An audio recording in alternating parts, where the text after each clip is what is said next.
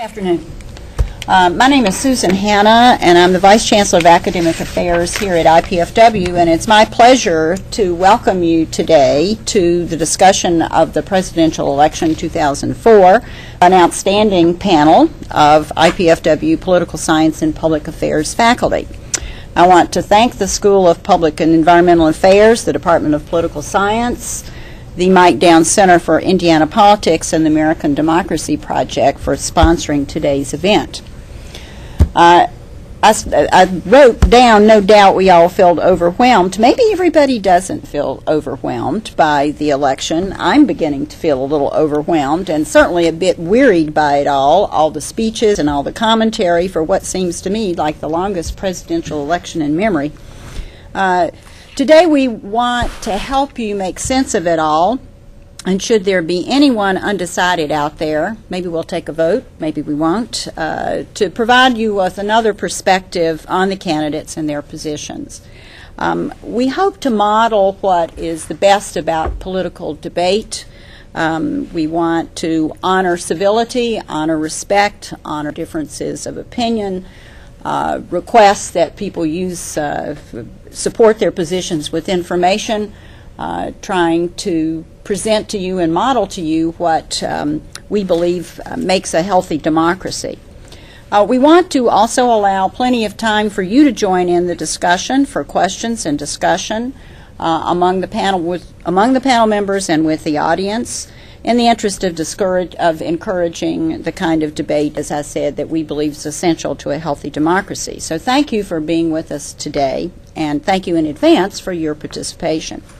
I want to begin by introducing our faculty panel. On my far left, is there a comment? No, none whatsoever.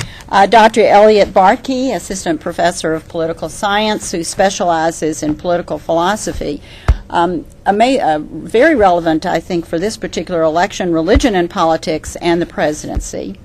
Dr. Mike Wolf, Assistant Professor of Political Science, whose expertise is in Congress, American politics, and comparative voting behavior, and who leaves this Saturday for South Africa, where he will have the challenge of explaining the election to another continent. Dr. Andrew Downs, Director of the Mike Downs Center for Indiana Politics and IPFW Coordinator of the American Democracy Project, whose expertise is in the administration of elections, as a member of the Allen County Election Board, and is an expert on Indiana state and local politics. And last but not least, Dr. Jerry Miller, Assistant Professor of Public Affairs, a specialist in public policy and administration, and author of a recently published book, Changing the Way America Votes, Election Reform, Incrementalism, and Cutting Deals. That's quite a title. It's a mouthful. That's quite a title. To get the discussion going, we've asked each panel to take a few minutes to address one or more of the following questions. What they think are the most important issues in this presidential election, what they think have been the most brilliant moves and most biggest gaffes, mistakes on both sides, which they believe are really the key states on which the election hinges, and finally, their predictions. After each panelist has spoken, we'll allow some time for the panelists to respond to each other, and then most importantly, we'll turn the discussion open and ask you to join in. To keep the discussion broad and open, please keep your remarks brief and be clear about whom your question is addressed to. And feel free to join in on any particular topic that has been discussed. If for some reason you can't think of a question, I have 2 pages, so I come prepared. So let's begin, and I will begin with Dr. Bartky. Okay, well, I'll start with prediction. I predict somebody may win. May. We may know on Election Day. On the other hand, we might not know who's going to win. I want to convince you that this is a very important election because so much is at stake, but on the other hand, I'm not sure that's the case. Well, I might want to convince you that you should vote if you're undecided and who you should vote for, but on the other hand, I'm really more interested in talking to those of you who already made up your mind that you know, you probably shouldn't be so sure of who you're voting for. I'm not supposed to do that, maybe. I don't know. No, that's okay. Is that all right? Okay. That's Just want to open discussion. Okay. Yeah. So for those of you who do know who you want to vote for and you're sure it's the right thing to do, you better start getting some questions as to why you want to do this. Do we know what's going to happen? Do we know what's at stake? No. And to a certain extent, that might be the most profound thing I can say about this election. So we really don't know what's going to happen. Anybody can tell you they know what's going to happen. It's just lying. And it's not just because the polls are so close, and there are a number of states that are key states so close. Because even if we could tell you for a fact who would win, we don't know what would happen. Because there are very important issues at stake here. There are two different opinions as to what to do, it would appear, on foreign policy and defense policy. That's pretty clear that they have differences. But it's also not clear what would happen if Kerry was president. There are now people in Europe saying that it might be worse if Kerry becomes president for us in Iraq. So we don't really know. There are clear differences on domestic policy. But on the other hand, when we think about that, it depends what the president's. It's supposed to talk about presidential elections, I guess, but we can mention other things too. Is that all right? Okay. Yeah. Okay. So if Kerry does win and the Democrats don't take the Congress, there's not a whole lot he's going to be able to do anyway. But even if the Democrats do take Congress, they won't take it by much. So there's not a whole lot he's going to be able to do anyway. So that's domestic policy, it's foreign policy. There is a clear difference on the types of justices that they're going to try to nominate, of course, for the court system. They have different models. They both have, although one denies and the other admits it, litmus tests for the type of justices that they want to have. So there's an area where you're going to see a clear difference in the people who are nominated to serve, but then again, it's so close in the Senate where the confirmations are going to take place that even that's going to have to be moderated. So there's a lot at stake, a lot of differences in the candidates' positions, but you shouldn't feel sure or certain really what the outcome will be in this election, not only in terms of predicting who's going to win or not, but what the election might mean, except for this.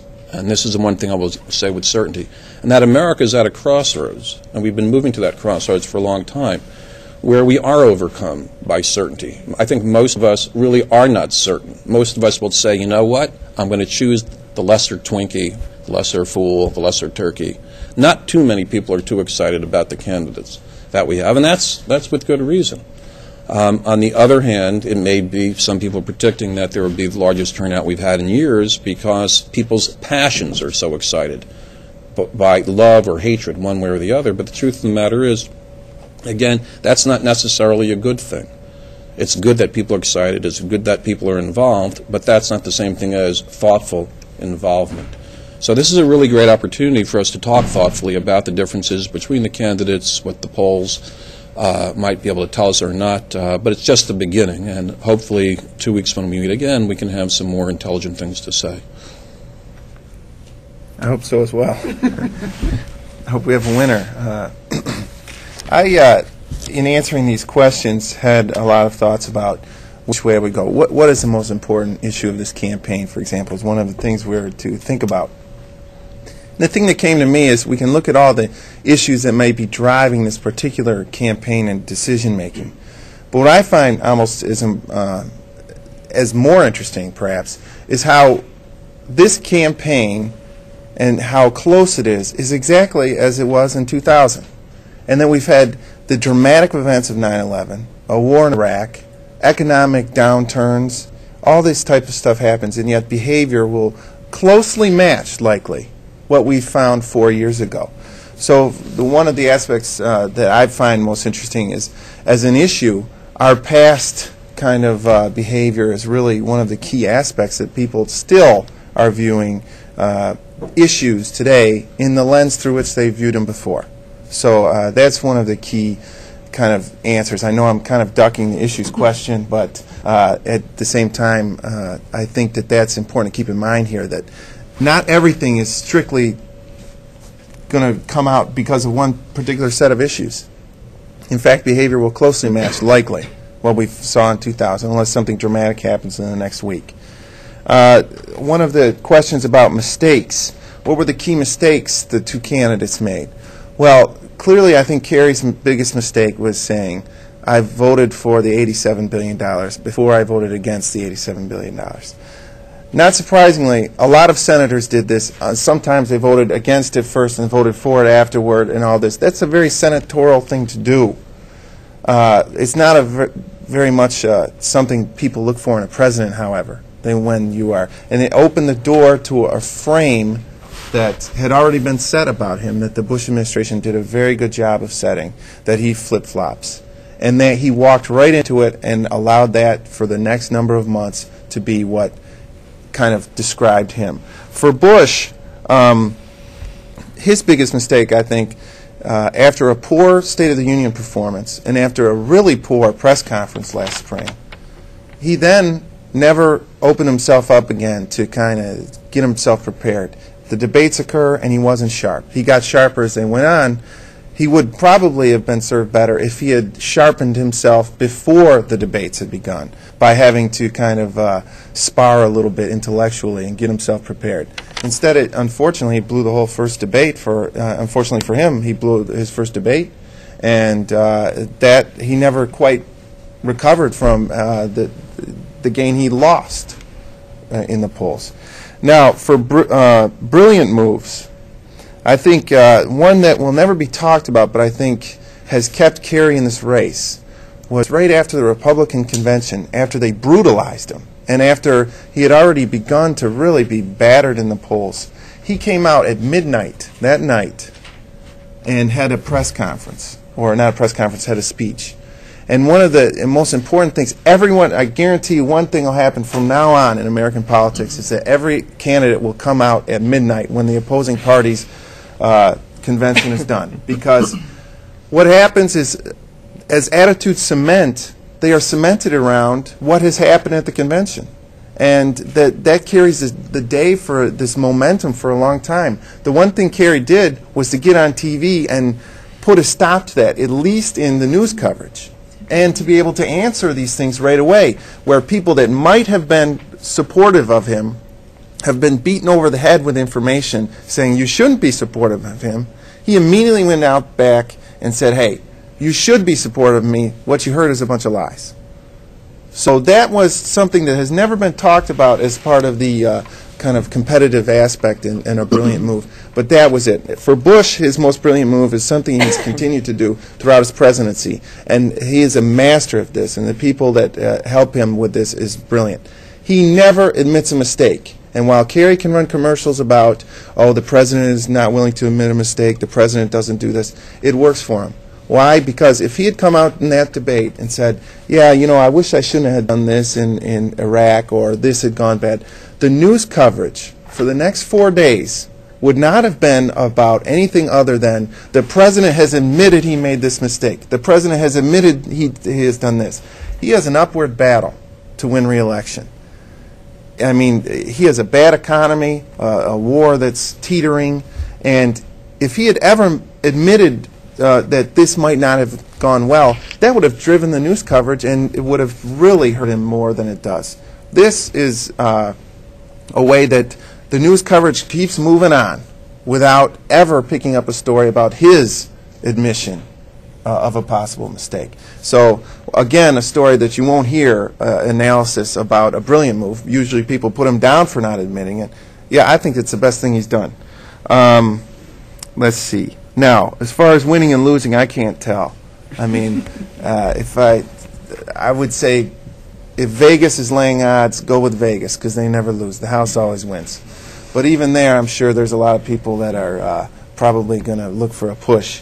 What I imagine, however, I like to think of this question, again, not following directions, I apologize, is how devastated the loser is going to be after this election. And what's interesting is what Professor Bartky said is absolutely right. The winner doesn't get a whole lot, necessarily. The winner doesn't get a mandate. The winner doesn't, especially John Kerry, who's never going to get the House of Representatives. His win is going to be congratulations, here you go, and he's going to have an anvil fall on his head, exactly as Professor Bartky described.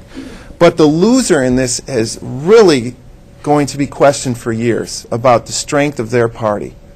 Democrats will have to say, you know what, we had an economy that's awful, we had a president that lost more jobs than anyone since Herbert Hoover, and we've had this war that's really made the American people uncomfortable, and we lost. The Republicans, if they lose, will have to say, you know what, we got shellacked in 92, we got shellacked in 96, we won in 2000, but not by the popular vote, and we've lost. That's 4 in a row. That doesn't happen. You can't, point to real success if you can't win. You win 1 out of the 4, but even that is in question, certainly. So I think rather than talking about who will win or who lose, the consequence for the loser is going to be grave, I think, for their party, and they are going to have upheaval in both parties over the direction that they'll decide to go. I'm already got lots of questions. Andy. Thank you. Eliot said he hoped that we would have intelligent comments in a couple of weeks. I'm kind of hoping for some today. So, well, you better start. Well, let's start with, typically in a presidential election, 15 to 25% of the electorate makes its decision who it's going to support in the last 2 weeks of the campaign, including Election Day. So there may be some of you in this audience who will listen to what we have to say, and maybe when one of us speaks, you're going to think, well, I'm really in favor of Bush, and then the other is going to speak, and you'll say, well, I'm really in favor of Kerry, and you'll be saying that all the way into the booth, and you'll finally get there, and you'll have to do something, and you'll make your decision. Just remember that 15 to 25% of the electorate's there with you trying to figure out what to do in the last couple of moments. Secondly, this campaign for the Democrats started out as a campaign of anybody but Bush. I mean, there were buttons that said ABB. You could buy buttons that said ABB. Unfortunately, in order to win, what the Democrats needed to do was turn it into a campaign about somebody, not just about not voting for Bush, but about supporting somebody and being willing to say, yes, I am a supporter of candidate X. And that's been a serious struggle for them up to this point in time, and I'm not sure that they have managed to completely take care of that problem.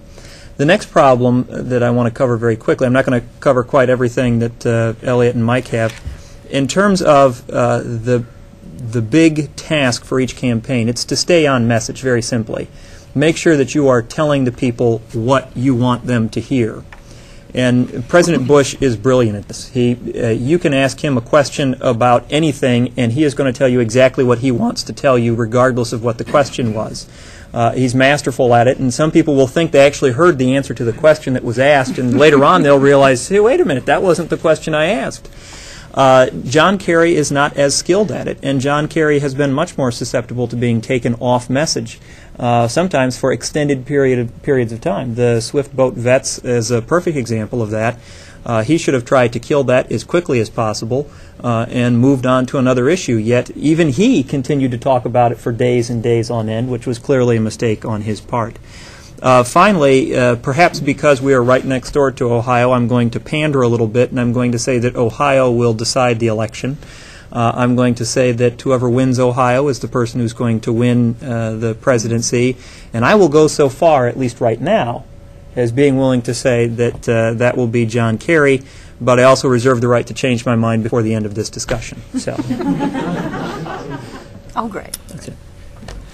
My turn. The beauty of going last is that you get to respond to everything you've heard along the way and pick up little bits of it and go with it.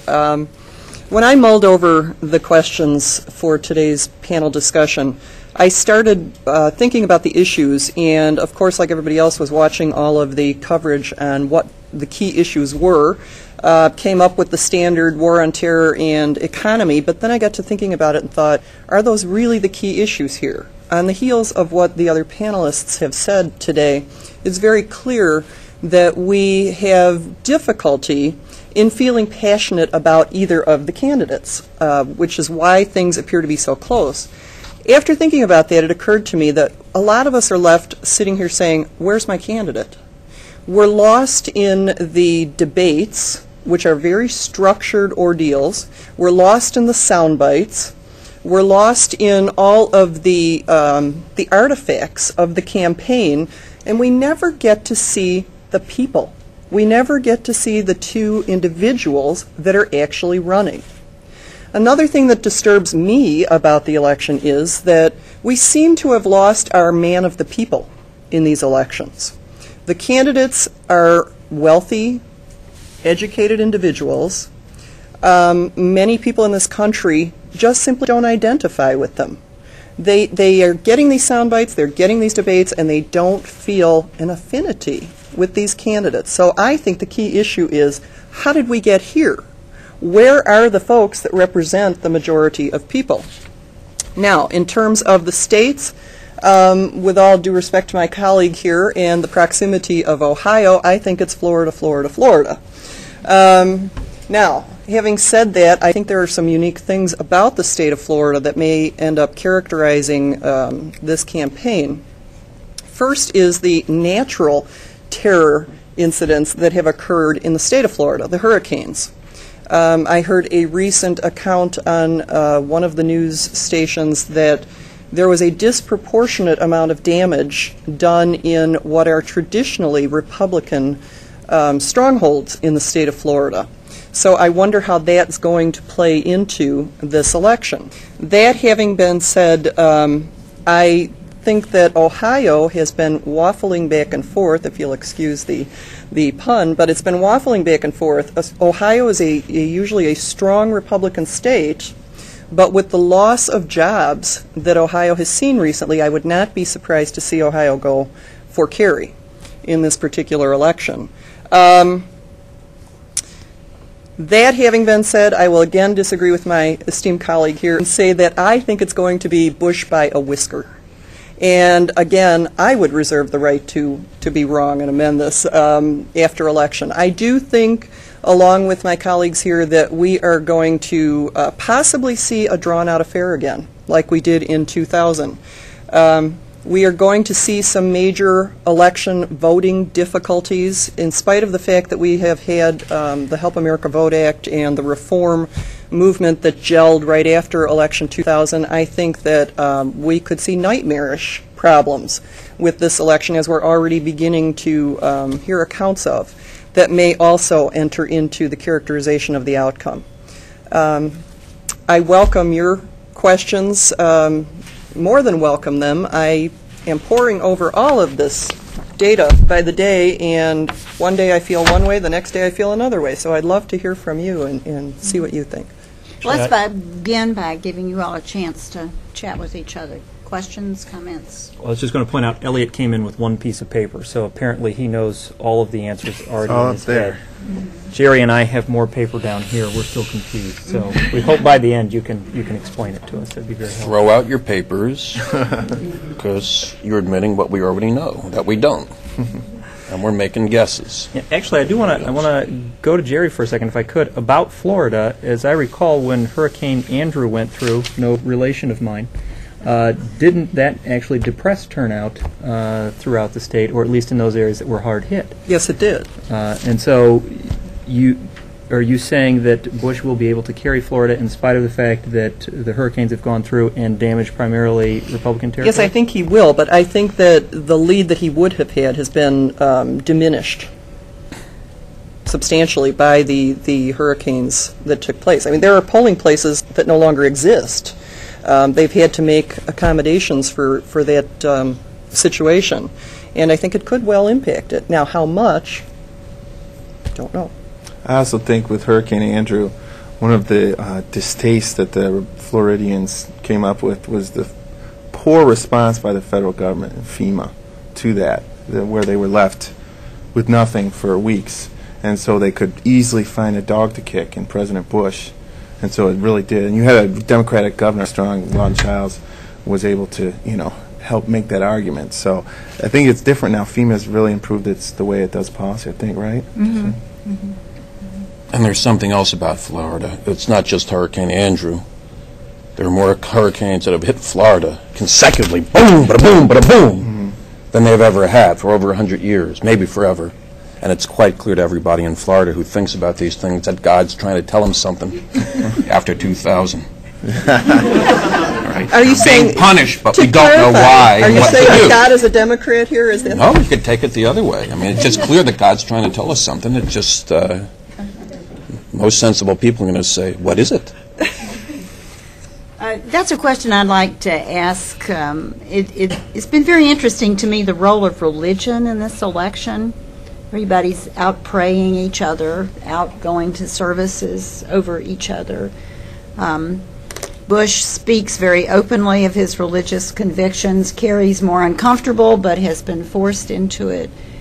Is that unusual, different, unique? It's very different this Eliot, campaign. A lot of the polling indicates that the people who are more what you might call traditionally religious are going for Bush in large numbers, whatever you are, Catholic, Protestant, Jewish, across the board. It's never happened like this before that I'm aware of. So that makes a big difference in that. And if you had to ask me one thing that might be the determining factor in who wins the election, and this I'm just mimicking Cokie Robertson, I think she's right, it's the Catholic vote. The Catholic vote can go either way depending on the election. Bush has tried very hard to get the Catholic vote. And it looks like he might be doing a good job. So I would say if he completes that job and does convince Catholics to vote for him, that then he will be the winner.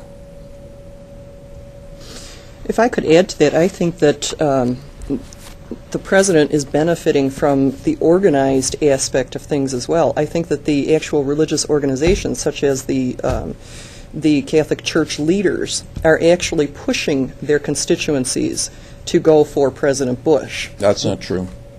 I'm sorry. But some leaders in some places, and for example, in this diocese, Bishop Darcy has made it very clear that you are not to take positions on that. The press has picked up and made a point about that, but that's a mistake. In the Catholic Church that I attended last Sunday, as I sat there, it was made very clear that if I, as a Catholic, were to vote for a pro-choice candidate, I could consider myself a sinner. That may not be a direct influence, but it is certainly an inferential influence. It is being inferred to me who I should vote for. So Catholic friends that I have in Chicago, Catholic friends that I have in New York are hearing the same types of things. It's going to have an impact. And Catholic friends in other churches will tell you different things. So I'm just talking about what the church leadership is saying.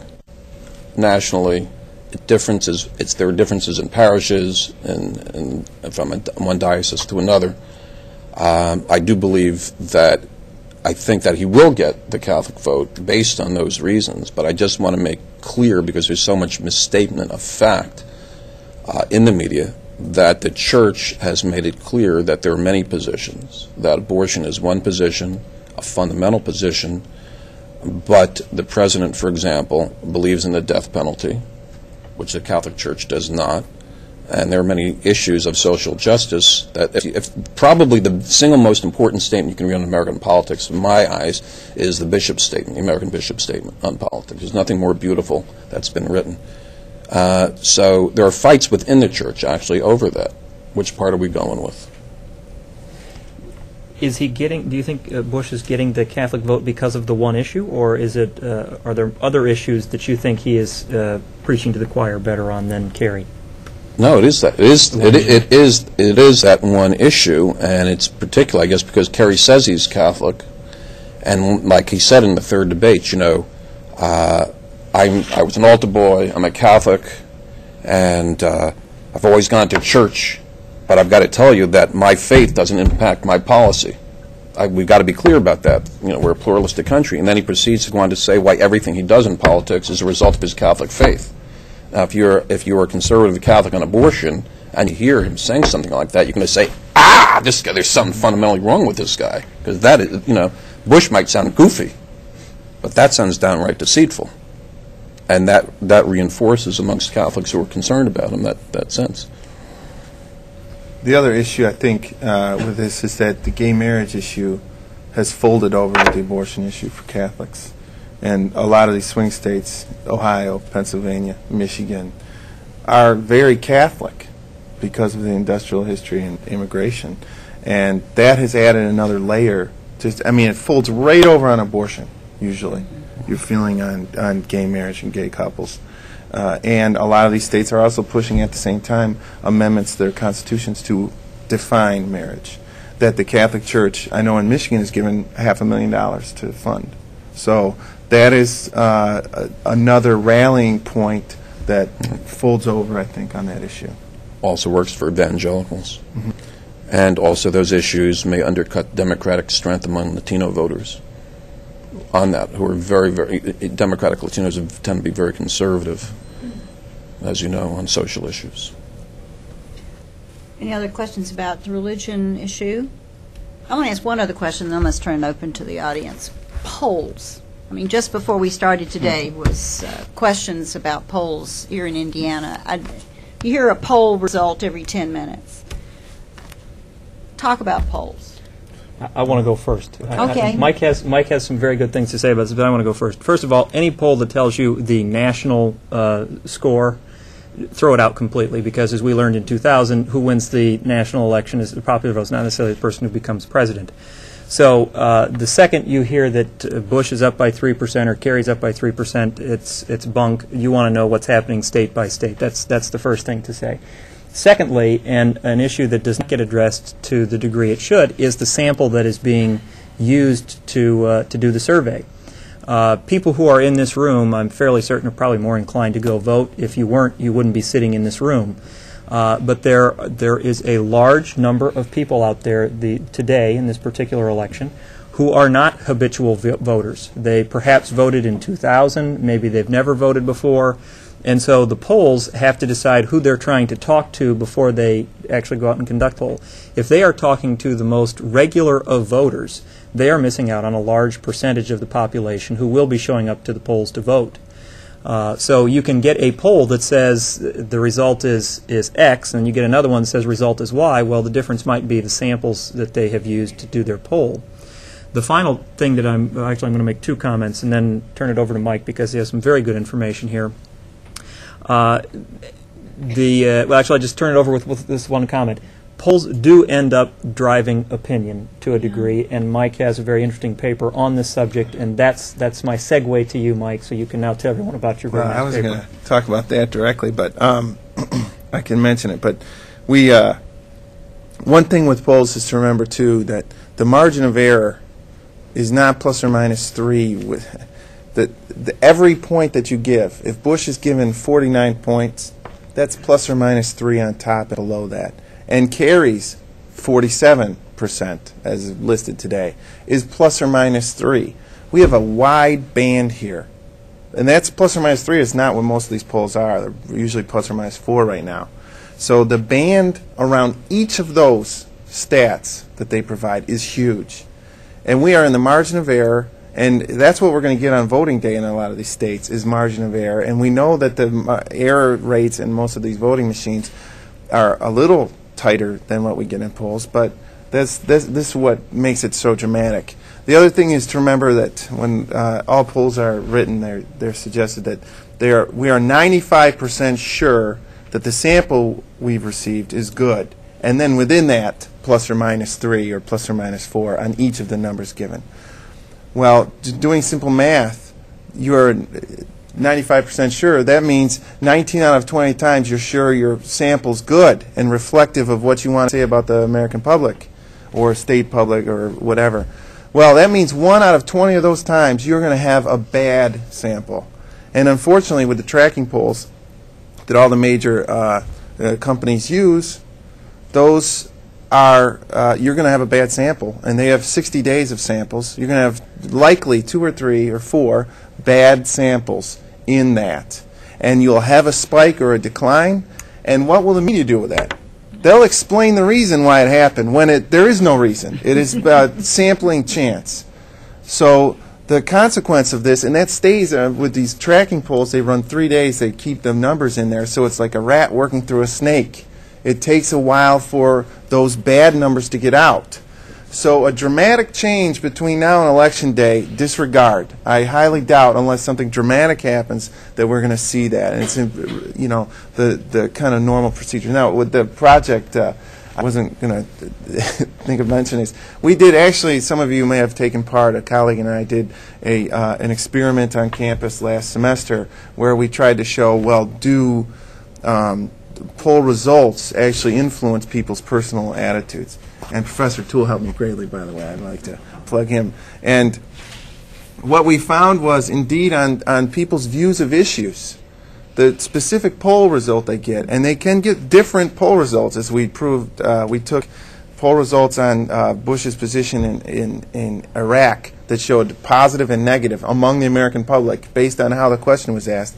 And what we found out is that his how people assessed him was as much based on the poll results as based on like op-ed opinions that had been written, especially on the Social Security issue, but somewhat even on the Iraq issue. So polls, people do use them as independent pieces of information to create their own attitudes. And so that was the IPFW students, the best students in the country. So it's not because of lack of information or ability to process information, but it's an important piece of information people use. And they do have an independent influence. Not huge, but so these results actually do matter. So. Well, I know the exit polls, people always tell you they voted, and that's wonderful results. After an election, people will tell you they voted, when they could not possibly have been that way, but they tell you they voted for whoever won, even though they couldn't have because it would have been a different vote. That's always fascinating. All right, let's now turn it open to the audience and start over here. Yes, sir. I'd like to relate a few experiences in my life that might lead up to this election. As of now, I'm considered an associate faculty member due to the fact that I've worked or volunteered over 20 years at the library in the archives department. I am 87 years old. I was born during World War I when Woodrow Wilson was president. I've lived during the offices of 16 of our 43 presidents. I was awarded an academic scholarship to Yale and graduated with honors in history, American history. I was inducted into the war. I spent 3 years, most of it in the South Pacific. I was in 2 first wave attacks during the war. Fortunately, there wasn't much opposition. After the war, I lived through the Korean War, and then I was disappointed to see the fact that a man named George W. Bush was admitted to Yale. He was a mediocre student. He was admitted because his father and his grandfathers were graduates of Yale. He was a playboy during his time there, and fortunately, I guess, eventually he saw the light and became a born-again Christian. I lived through the war in Vietnam, and I lived close to Kent State when they had their anti-war protests. They looted the city, they burned downtown stores. Governor Rhodes sent in the National Guard to protect the city. Many of the students cursed them, urinated on them, and the National Guard unfortunately had some trigger-happy people and they caused a disaster. Then I come up to the present time. I was for the invasion of Afghanistan because I believed that in 9/11 that was caused by Osama bin Laden and the Taliban. I think that the war in Iraq was a diversion away from the direct object that we should have been. And although I hated Saddam Hussein, I believe that that war has caused more terrorists to be drawn to Iraq, causing many more problems. So, in my opinion, and over my experiences of years, I think that we should have a change and should vote for John Kerry. Thank you. But that range of experience leaves me in awe to have lived through that many different experiences and be able to reflect on them so well. Questions? Yes, back there in the hat. I forget the number of states that are being focused on. It's like 15 or something like that. If we have a situation, again in 2004 as we did in 2000, where the popular vote wins, but wins the general election, but the Electoral College votes the other way and puts another person who did win the popular vote, will you see a push this time? Because I think there's only 2 states that split it up according to the vote of the state. Will you see a push by either party to amend each individual state's constitution to reflect that the electoral vote should reflect the popular states? For instance, Indiana, where you have a really strong Democratic base that puts in a Democratic governor year after year, but the state on the national level votes Republican. And a lot of Democrats here feel left out, that their vote isn't being reflected in the Electoral College. Will we see that, and if not, why? And that's it. You want to start with our electoral expert over here, talk about the Electoral College? I think that we've already seen some activity in that arena, and that the question of should we have the Electoral College in this country is being bantered about in the public affairs arena. I think that both sides have some very strong and vital arguments going each way. I think that we underestimate each state's ability to influence the outcome of the elections. If I can just segue a little bit away from the Electoral College into some recent developments that I've been picking up on lately in terms of moving to a federalized election regulatory agency.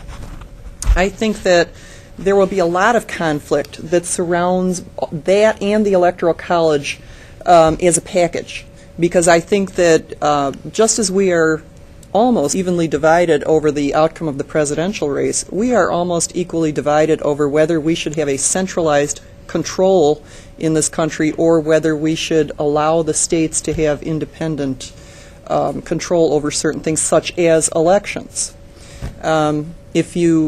If you remove the Electoral College, or if you begin to talk about that, then you're also going to begin talking about how to concentrate the oversight of that at the national level. And I think that this starts upsetting people.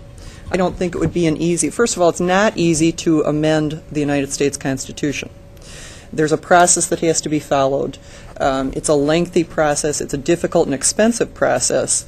Are we ready for that? I don't know. If 2004, if the election next week ends up being another 2000, maybe we're moving farther in that direction. But I don't know that it would be enough necessarily to push that change. There is. Go ahead. I just say one thing. It's, whether Florida will happen again or numerous Floridas, we don't know. But we should have a little trust in the system. I mean, people like Andy that run canvassing boards do an excellent job, and they make sure votes are counted typically.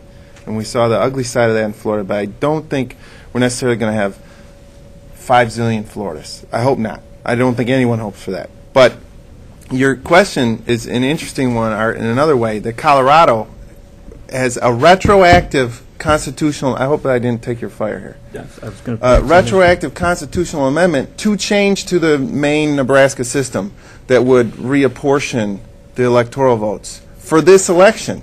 So those people that say, well, we might not know, we may not know, because that thing will go directly to courts if it decides. the election. Right now, if things break out, I did a calculation this morning. Bush might. There was one calculation that had it tied at 269, and oops. But if Bush wins exactly as he did last time at 271, and they've reapportioned those Colorado, and Kerry takes 2 or 3, which is likely to have 3, they suggest. Boom, we have a different winner. That'll end up right in the Supreme Court, too. There are a lot of states that might choose that way. It depends on who loses. If Republicans lose this time, maybe they might be more welcoming to changing this. And if Democrats lose this time, they might say, we really have to change this. Now, the Democrats have to be careful, because if they do change it, they don't gain a thing. I think, in fact, they lose Electoral College votes, because they'll lose a lot of New York, lose a lot of California, and what are you going to lose a lot of in North Dakota? You've got one in play. It's not going to help the Democrats to have the entire country moved. As Democrats, with a small d, we might prefer that. But big D Democrats may say, well, it might not help us. So. Yeah, I'm willing to make a prediction. It's not going to happen. There will be talk for a few weeks, and absolutely won't happen. Because states, the important states aren't going to want to do it, whether they're Republican or Democrat, because they're not going to want to water down their impact. And most other states, because they don't want to lose relevance too, they're not going to want to do it. If you're Maine or Nebraska, doesn't, or maybe, I'm not going to say anything against the Dakotas. I love the Dakotas. But it's not going to take on much speed. Keep in mind that what we might end up, even if everyone decided, if every state decided, yes, let's change and do some sort of proportional or just change the rules somehow, just do away with it and go straight to popular vote, we still have the same problem. Candidates go campaign where they think they can pick up votes. They don't campaign where they have the votes, and they don't campaign where they're not going to have the votes. So a state like Indiana, which you listen to Democrats in this state, and of course Democrats complain about the fact that their vote doesn't matter. When we did voter registration drives here on campus, people walked past and we'd say, you want to register to vote? And they'd say, that's already decided in Indiana. Never mind the gubernatorial race and the constitutional amendments and county races and all these other things that could matter. But instead, they'll spend their time in New York and Chicago and Los Angeles and in large urban areas where they can reach a large number of people at one time. So this belief that if we do away with the Electoral College, we'll suddenly have campaigns happening in every state is a little bit fanciful. There will still be states that get basically no attention. In fact, it would make it worse. If you're a minority, rural poor, urban poor. Probably never see a candidate. Yeah. Never. Other candidates. Candidates. Yeah, well, okay, I could use them. Yeah, yes. I'm sorry. Not to abolish the Electoral College, but like when they went from when New Hampshire, I think it's New Hampshire, was doing the early primary, you saw a lot of states decide, okay, we want to be part of that national attention too, so we're going to move our primaries up. That's kind of like what I was asking. Are you going to see states seeing, like, if you go here in Allen County to get a Kerry Bush sign or a Kerry Edwards sign, you have to pay $3, but over in Ohio it's free because they're a targeted state. So to bring this political process to every citizen nationally, will you see states do things to get the candidates to come here? Well, first of all, if you wanted a Bush-Cheney sign, those were $5. So I feel the need to point that out to you. I think Eliot's right. We're going to hear a couple weeks of conversation. A few talking heads will become kind of famous because they're experts on the Electoral College. They'll come in, they'll tell us why it existed and how it was created and its importance, and then pretty soon there will be another story to cover. And it will just kind of go away. It's too big a hassle, as Jerry pointed out, to think that it's going to happen, and it doesn't really give us what we'd be looking for in terms of one vote, one person, one vote kind of thing anyway. So, other questions? Yes, ma'am. This is directed to Professor Bartky.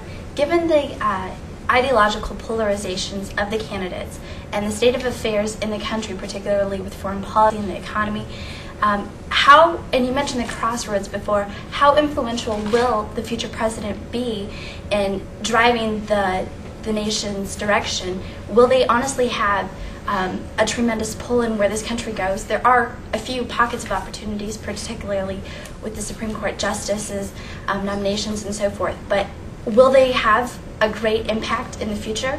Or is this another 4 years of cleaning up messes?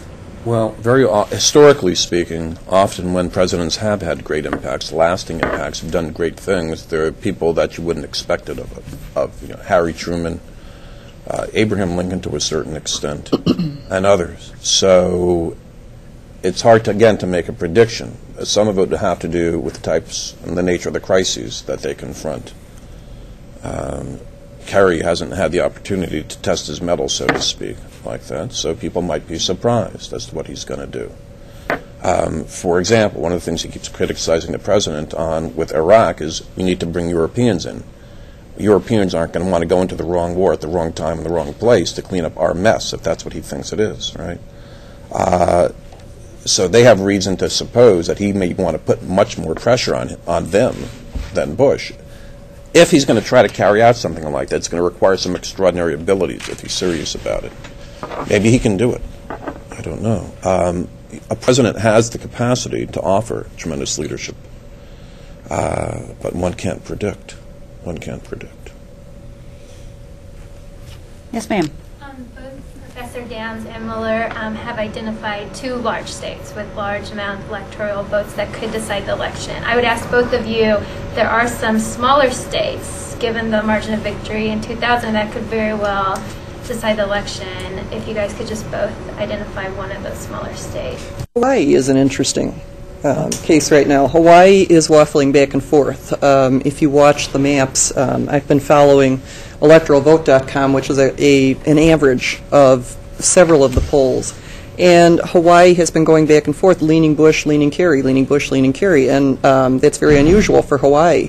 So that, plus the fact that every 10 years we redistrict and we change the composition of the Electoral College votes across the country, we could see some unique things.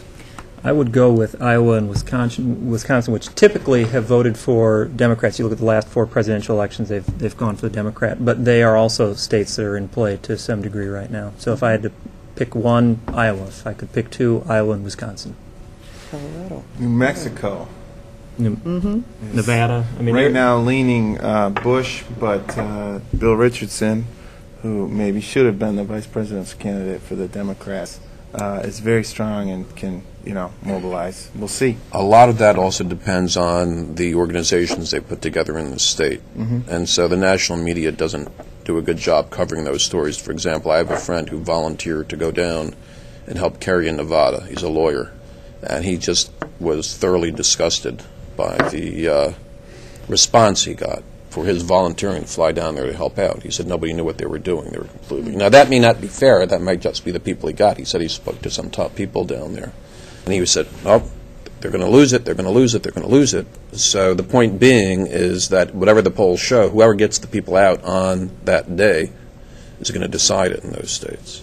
So the Republicans are going to pray for bad weather in all those states and the Democrats for good. It's funny. I was just going to bring that up. I was born and raised in Chicago, the land of machine politics, where the weather really does make a huge difference in the outcome of the election. So that's something you can't build into your model. You can't have a prediction, except for 5 days ahead of time, of course, on whether it's going to rain or not. And we're not there yet, so. I might even question the 5 days in advance, actually. Other questions? Yes, sir. Hi. Growing up in Chicago and being a graduate of New Trier, you can appreciate the superior intellect. I want to know why illegal immigration was not touched at all. Well, by either candidate. One is who gains from it. In a sense, if Bush stands up and says we should be doing more to stop illegal immigration, he's saying my policy has failed, right? So he can't really say that. The other issue is that California and Texas aren't in play. So Arizona was briefly in play, New Mexico, but it wasn't, electorally a winner this time. So, and if Kerry jumps on it, that's an important key voting block that Gore got 65% of the Hispanic vote in 2000. Does he want to maybe offend some of that? I don't know. So, I think it's not a winner. and that doesn't mean it's not important. It doesn't mean there's not a lot of people that put a lot of thing in it, but I just don't know if when they do their little calculations and focus groups, whether either side can say that's going to put me over the top. Yeah, it doesn't mean that you'd lose more people than you'd gain. It's just not worth the risk. In other words, you lose Latino voters. It's not. Doesn't make sense. It doesn't mean that it's not getting discussed, just not getting airplay. So someone who is working in a community might be going out of their way to explain the position of Bush or Kerry, but they're right. It's you can't see it as a winner. And what this comes down to, and this is kind of a crass way to look at campaigns, but they don't care about who's not voting. And really, they don't care about who's voting against them other than figuring out ways to keep them from voting. Their goal is to figure out how to get the most people to show up to vote for them. And that means talk about the message that appeals to the broadest audience. You know, when I've had a lot of candidates, and I know Eliot's been in this situation too, people who are running for office, and Jerry has, they come and they ask you, well, I'm running for office, and I want to talk about these different issues, and they'll tell you, you know, they're running for mayor and they want to talk about 3 issues that make no sense, you know, civil rights, immigration, and health care. Well, that's great, but mayors take care of potholes and street lights and sewers. That's what they do. So go ahead and talk about that stuff. You're not going to win the election. When you're running for office, you figure out the message that resonates with the largest number of people, and you hammer away on that till everybody in the world knows exactly where you stood on the issue. There is a relatively speaking, recent immigrant group that might make a difference, especially if you're talking about Ohio, and that there are enough Arab Americans voting in Ohio that may give it to Kerry, right there. Last time, the numbers went to Bush. This time, they're going to go for Kerry. So it appears, overwhelmingly. That in Ohio could make the difference, or also Michigan. Other questions, comments? Talk about things that matter or don't matter. One set of questions I have is, do things like vice presidential candidates matter? Do wives matter? Does the second circle matter? No. Okay, well, moving on. That took care of I didn't want to be impolite to them, but no. Okay. Only in that they could hurt you. I mean, you really don't get much of a push out of that. Well, since the candidates are men, you know, I'm kind of interested in other faces and how the wives play out, and I'm very interested in that. And they do go out and I'm disappointed that it can raise money. They can go to smaller towns and states, in swing states. They do play a role, you know, especially if you're very popular. Like the First Lady is very popular, so she can, whether she's going to swing an election is another question. But she can help raise money. She can eat up local airtime in a decent-sized city for friendly news coverage. So, well, in another aspect, Andy mentioned that they don't matter, but the potential for them to matter and to do damage, as you said, is quite real. For instance, a couple of weeks ago when Teresa Kerry came out and said that Laura Bush had never had a real job, the media jumped on it, pounced on it. What is a real job? The handlers are concentrating on the candidate. They can't be concentrating on the candidate and the circle around the candidate, because it would be cost prohibitive to do that, and it wouldn't have the payoff. So that's why you see them fold that circle back into the backdrop of the campaign, because there is no win. Right. The one thing with the VP, I think you asked, that was part of the question too, is the whole role of vice presidential as a choice and what they do during a campaign, I think, is switching. Everyone's been